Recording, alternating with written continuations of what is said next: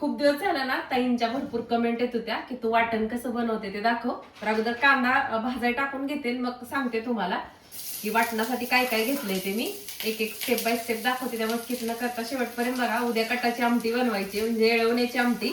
येळवण्याची आमटी तर या वाटणापासून एक नंबर अप्रतिम होते. आता इथं कढईमध्ये ना अगदी अर्धा चमचा तेल टाकले मी आणि त्याच्यामध्ये 2 मोठे मीडियम साईजचे कांदे पातळ कट करून घेतले, ते टाकले. दाखवते जवळून तुम्हाला. हे बघा असं पातळ पातळ हा कांदा कट करून घेतलाय मी आणि मस्त असा ह्याला आता 4-5 मिनिटं पूर्ण काळा रंग येईपर्यंत सतत हलवत बारीक गॅसवरती भाजून घ्यायचंय. अशा पद्धतीनं वाटण बनवलं ना तर भाज्या खूप टेस्टी होते. कांदा भाजतोय तोपर्यंत तुम्हाला एक गोष्ट सांगते. हे जे वाटण मी तुम्हाला दाखवते ना त्याच्यापासून तुम्ही रस्सा भाजीत ना बटाटा, वांग, दोडका, ज्या काही तुमच्या घरात रस्सा भाज्या बनवत असाल ना, शेवग्याची शेंग, अशा 10 ते 15 प्रकारच्या रस्सा भाज्या बनवू शकता. त्याचबरोबर ज्या पनीरच्या ग्रेव्हीवाल्या भाज्या आहेत किंवा नॉर्मल पण तुम्हाला जर उकडलेला बटाटा ग्रेव्हीवाला बनवायचा आहे किंवा कारलं ग्रेव्हीवाला म्हणजे कारलं पण कारल्याला सुद्धा हे वाटण वापरू शकता. किंवा असं सरभरीत असा दोडका बनवायचा आहे घट्ट रश्श्याचा, म्हणजे जवळजवळ मी सांगेन की तुम्ही 30-35 तर भाज्या ह्या वाटणापासून बनवू शकता आणि अप्रतिम चविष्ट होतात. एक चमचा जरी रोजच्या भाजीला हे वाटण टाकलं ना मस्त भाज्या होतात. तुम्हाला कुठल्याही प्रकारचे जास्त त्याच्यामध्ये गोष्टी टाकाव्या लागत नाहीत. शेंगादाण्याचा महत्वाचा म्हणजे भाजी घट्ट व्हावी म्हणून शेंगादाण्याचा जास्त वापर करावा लागत नाही.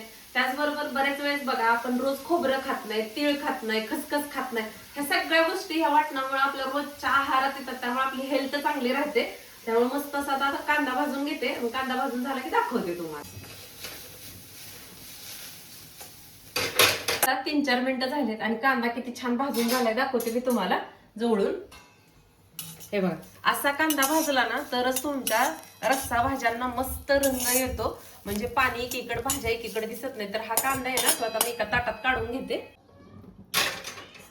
आता आपल्याला ना हे टमाटर भाजून घ्यायचंय. तर हे 2 लाल बुंद मोठ्या साईजचे पिकलेले टमाटर आहेत बरं का.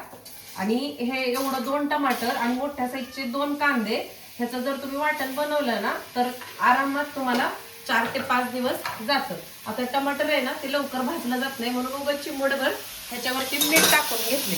मीठ टाकलं ना ते टमाटर लवकर मऊ होतात आणि मस्त असे बारीक गॅसवरती टमाटर आपल्याला भाजून घ्यायचे. भाजून घेतले ना दाखवते मी तुम्हाला. मस्त टमाटर बघा आपलं छान विरघळलंय पूर्ण आणि रंग सुद्धा चेंज झालाय. अशा पद्धतीनं रंग बदलेपर्यंत हे टमाटर आपल्याला भाजून घ्यायचे. आता थंड होण्यासाठी ताटात काढून घेते याला. टमाटर काढून घेतलं आणि आता खोबरं भाजायला टाकले. खोबऱ्याला पण चांगला लाल बुंद सोनेरी रंग येईपर्यंत ना भाजून घ्यायचे. अगदी 1-1.5 मिनिटात लगेच होतं ते लाल, जास्त वेळ लागत नाही. खोबरं मस्त असं बघा भाजून झाले. आता काढते हे खोबरं. खोबरं असं झालं की काढायचं, नाही तर जास्त काळं होऊन जातं, कारण त्याची कुकिंग प्रोसिजर आहे ना ते काढलं तरी आपण कढईतून चालूच असते.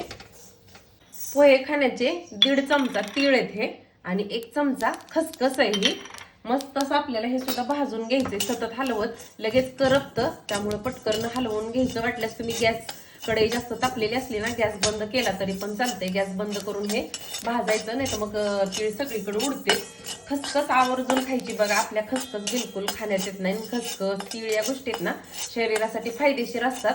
तसं तर तीळ उष्ण असतात पण इतके काही जास्त आपण टाकलेले नाहीत, एवढे काही होत नाही. तेवढे आपल्या शरीराला म्हणजे तिळाच्या तिळाची गरज असते आपल्या हाडांसाठी वगैरे. म्हणून माझं 15 दिवसातून एकदा ना हे असं वाटण असतं आणि 15 दिवसातून एकदा कोथिंबीर, खोबरं आणि लसूण ह्याचं साधं वाटण असतं. म्हणजे ही दोन्ही वाटण आहेत ना ती माझी बनवली जातात सारखी आणि हेच भाज्यांसाठी वापरली जातात. मस्त होतात भाज्या पण खायला एकदम. बाहेरच्या कुठल्या गोष्टी खायची इच्छा होत नाही. आता मस्त हे भाजून झाले, हे सुद्धा काढून घेते कढईतून. मोठी 1 मूठ ना लसूण घेतलाय भरपूर आणि देशी गावरान लसूण आहे बघा. हा गुलाबी गुलाबी दिसत असेल तुम्हाला. आणि चांगलं 2 इंच मोठा अद्रकचा तुकडा घेतलाय. गॅस बंद केला आणि हे सुद्धा नुसतं थोडं नॉर्मल आहे का नाही भाजून घ्यायचंय अगदी 1 मिनिटापर्यंत. आणि हे थंड होण्यासाठी सगळं ठेवायचंय आपल्याला. सगळ्या गोष्टी आहेत ना एक अर्धा तास लागेल थंड होण्यासाठी. आता थंड झाल्या ना तुम्हाला दाखवते वाटण बनवून. हे वाटण जर बनवलं ना तुम्ही रोजचा 15 मिनिटं का होईना तुमचा वेळ वाचतो.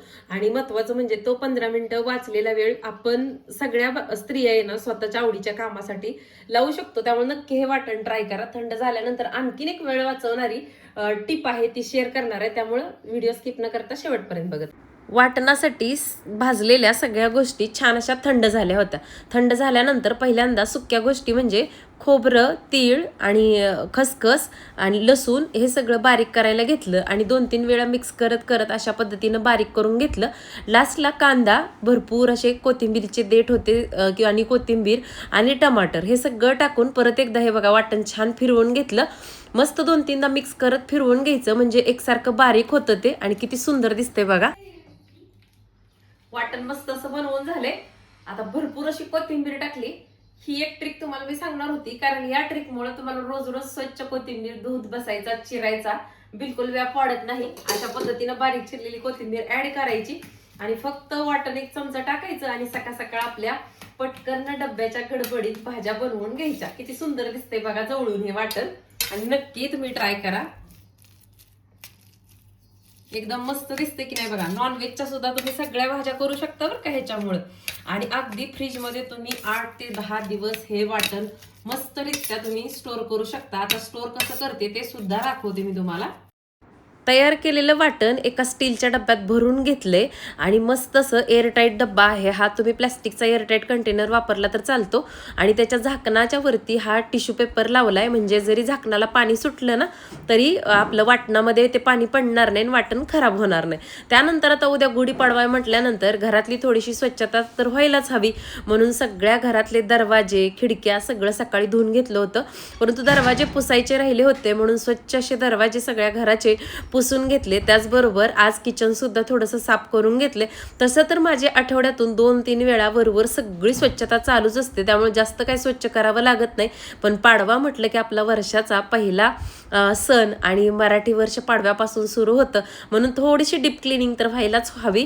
आणि आपलं असंच असतं बघा, गडबडीच्या नादात थोडं पार का होईना आपण इथं आणून ठेवतो आणि रचत गेल्यामुळे थोडा पसारा वाटतो, म्हणून इथं जी मांडणी आहे त्या मांडणीवरचंही सगळं स्वच्छ करून घेतलं.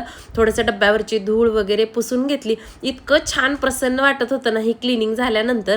आणि इथं कृष्णाने सुद्धा म्हटली चल तुला थोडीशी मदत करू लागते, म्हणून तिनं ही मदत केली. आणि स्वच्छ केल्यानंतर बघितल्यानंतर एक मनाला सॅटिस्फॅक्शन असतं बघा आपलं की आवरून झालंय म्हणून. आता तुमची पण पाडव्याची थोडीफार साफसफाई झाली का नाही हे कमेंट करून मला नक्की सांगा. व्हिडिओ आवडला असेल, वाटणची रेसिपी आवडली असेल तर नक्की लाईक करा, चॅनलला सबस्क्राईबही करा. आणि खाली कमेंट करत असाल तर कमेंटला थोडंसं स्क्रोल केल्यानंतर हाईप म्हणून एक ऑप्शन आलाय, तर जाता जाता हाईपसुद्धा करा. नंतर भेटू छानशा व्हिडिओसोबत. तोपर्यंत सर्वांना माझ्याकडून, माझ्या फॅमिलीकडून श्री स्वामी समर्थ.